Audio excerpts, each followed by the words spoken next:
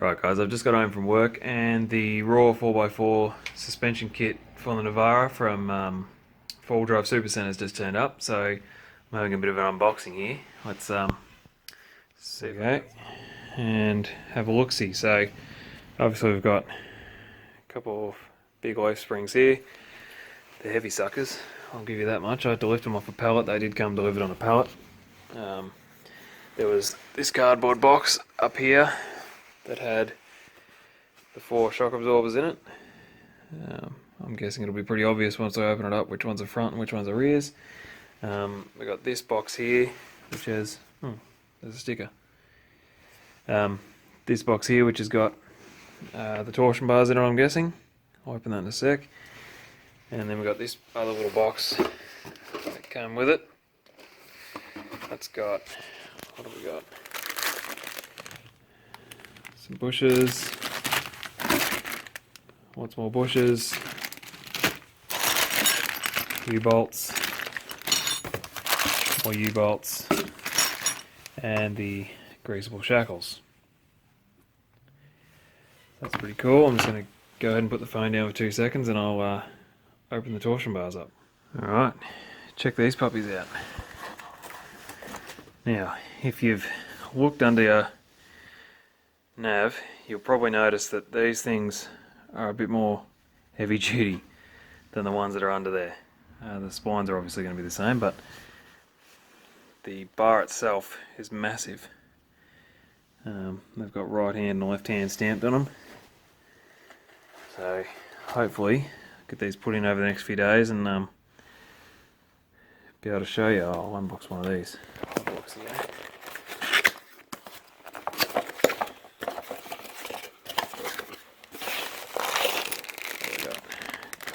Bushes for the top.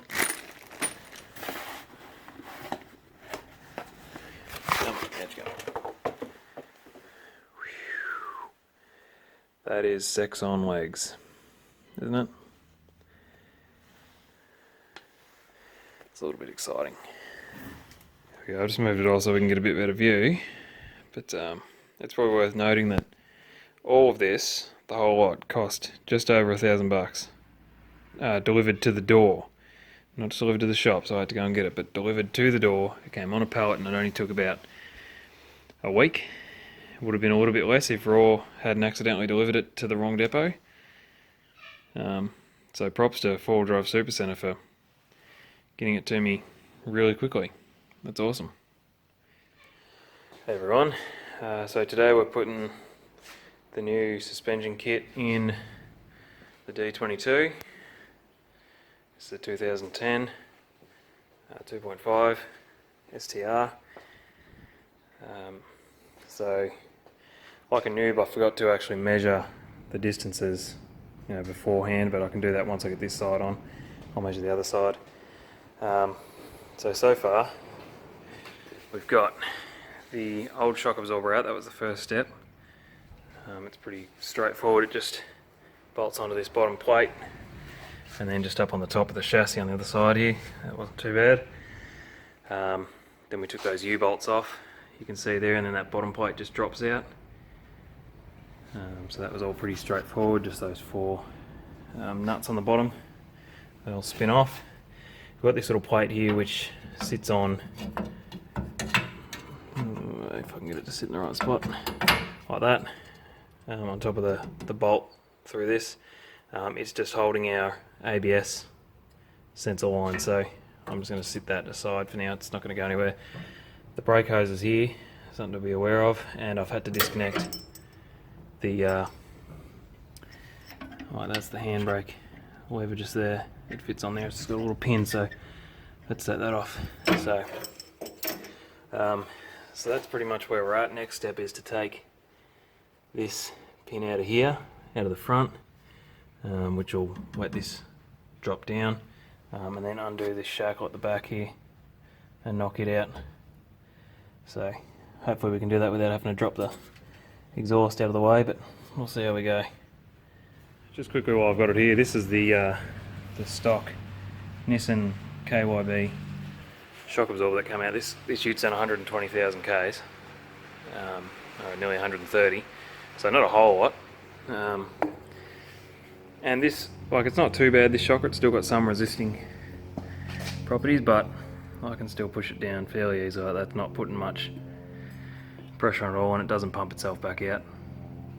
So, and you can see that the bushes are a bit flogged out too. They're not quite round. That one's bad. So, worth doing for the sake of $1,000.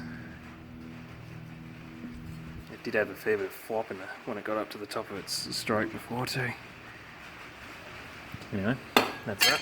Right, so as you can see with a bit of elbow grease, we've got the stock spring out.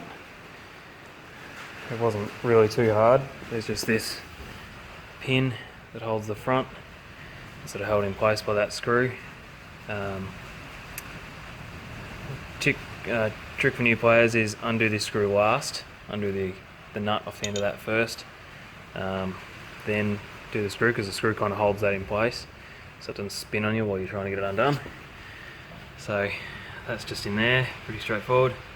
I managed to not have to take the ABS sensor out, which was great, but I did have to undo the clamp holding the exhaust just so I could get a bit of clearance to get the shackle undone from the back here, because obviously we're replacing the shackles with new ones as well. So, but looking at the springs, you can see the difference between the Nissan standard 2 leafs and 2 supporting bars there versus Raw 4x4's 4 leafs and 1 whopping supporting bar under there. So that's the difference. I'm pretty excited to get it all put back together, so going to get into it. Going to grease up these bushes and put them in first, make sure they're in the right ends, and then we'll go ahead and slide it into place.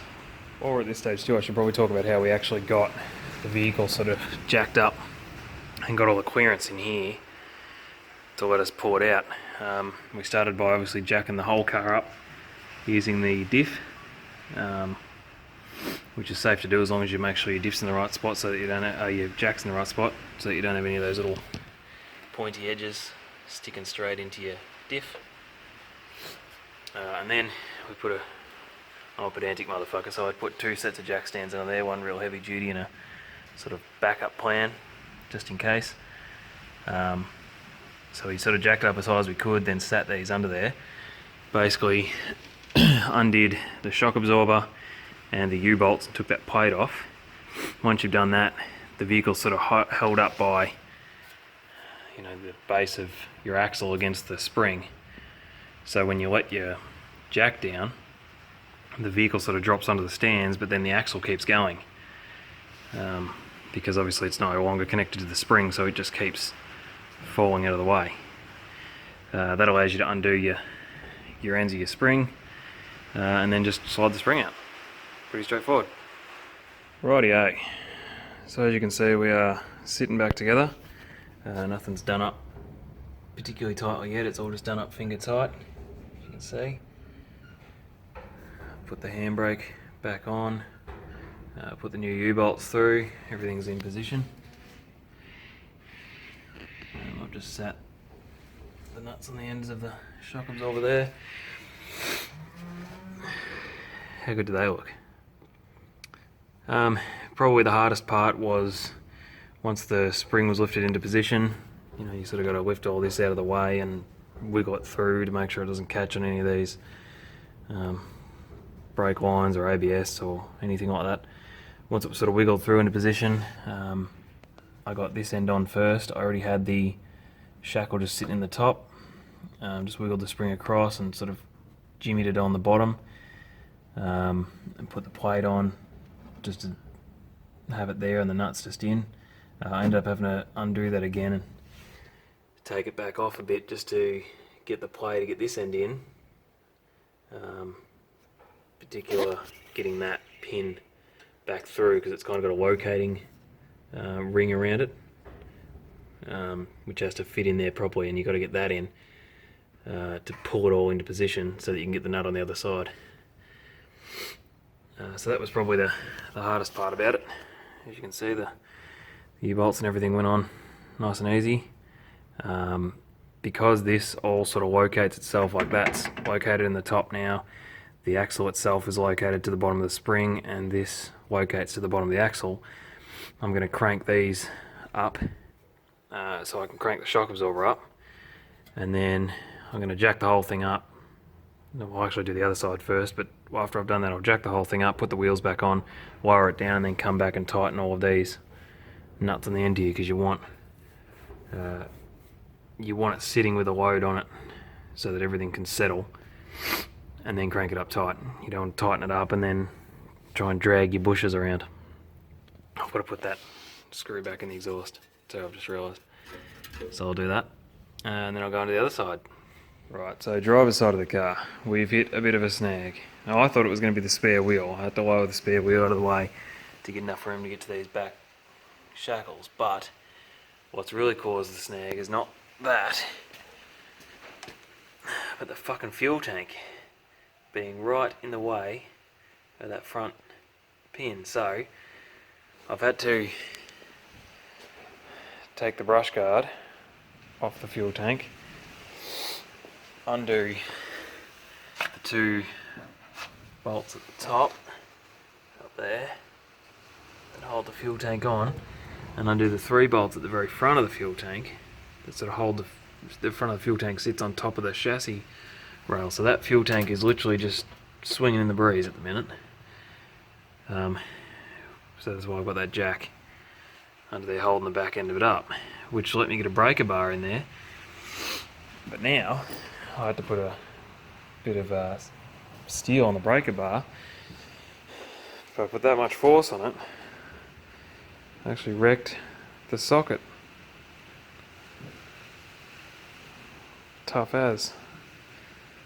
So I think that's the only 17mm flat-sided socket that I've got, and I don't really want to use a regular socket like that because it'll just fuck it again. So we've hit a bit of a snag. So we skipped ahead of time a little bit, ladies and gents. When we last left our heroes, we were struggling to get a bolt off this front suspension, front spring mount.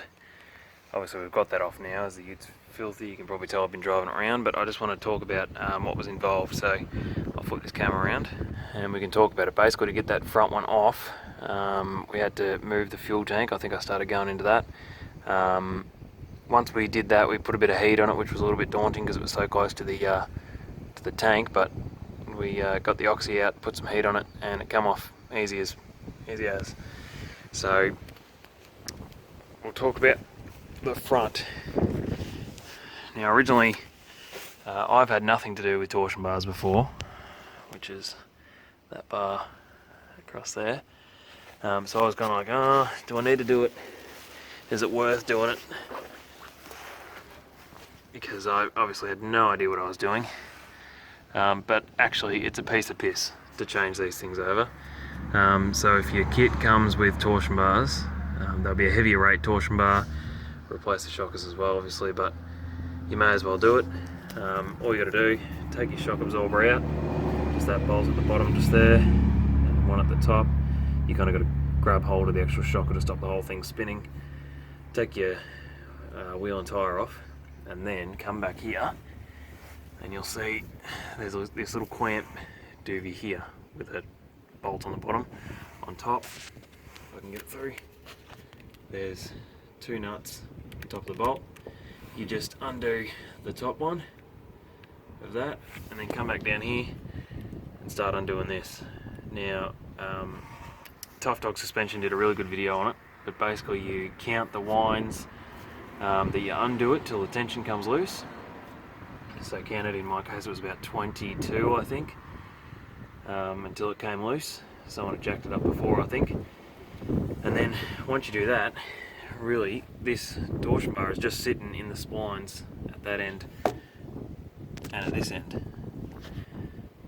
So with a bit of elbow grease, you just pop it backwards first into this spline. It comes back, and then just jiggle it down and it'll pop out the front. Then put your new one in. They say on the Tough Dog video to mark it, but I found that wasn't really necessary because you can see the spline hangs out bit at the front here because the new one had a really big spline on it. Same at the back, it sits out a little bit. Bit hard to see, I put a shitload of grease on there. But that one there basically just goes all the way to home.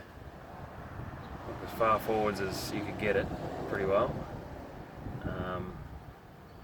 You may want to move it back just a smidgen to stop it rubbing on the frame, but then this one, there's a circlip on there. If you need to get this little clamp thing out, you can undo the circlip and it comes out. And then just do the reverse to get it all back together. When you put it back on, they say to do 2/3 of the amount of turns that you did coming off. That's what the Tough Dog video says, so I did, I think, 17 turns a side. And it sits pretty well dead level, so it was worth doing. The other thing to note though, when you take the old torsion bar out, this unit just here, the spline, kind of just hangs free. And you want to make sure that you position the spline on the new one properly, so that when you do it up, this bit ends up right up in the chassis like that, so it's nearly flush. If you don't, you'll either have this bit will hit the subframe up on the inside there, so you can see it'll hit the top of that subframe, or if you leave it too far out, it'll stick way down here, and then if you're going over some rocks or something, you'll collect it, probably, you know, snap something off or bend something or break it. So make sure it sits nice and flush. You can see these ones sit right up in the subframe there. You'll see what I mean when you do it, but if you happen to start doing it up and you go, oh, that looks like it's not going to be right, just undo it quickly, take your torsion bar back out, reposition it, and put it back together. It'll save you some hassle in the long run. So that's pretty much all there is to torsion bars. They're not very complex at all. Obviously they're one of the earlier methods of suspension that came about, apart from the leaf spring. But it made a fucking huge difference to the ride on this thing, and I think that's mainly to do with the shocks more than the springs. I mean, the back springs were saggy as, but the shockers were rooted, so it has made a huge difference to the ride on this thing, and I highly recommend, if your vehicle's done 120,000 Ks, to consider at least swapping your suspension, your shock absorbers out. If you can afford to do the whole kit. I mean, this kit cost me $1,000 and it was definitely worth doing, so that's all there is to it. I hope you've enjoyed the video.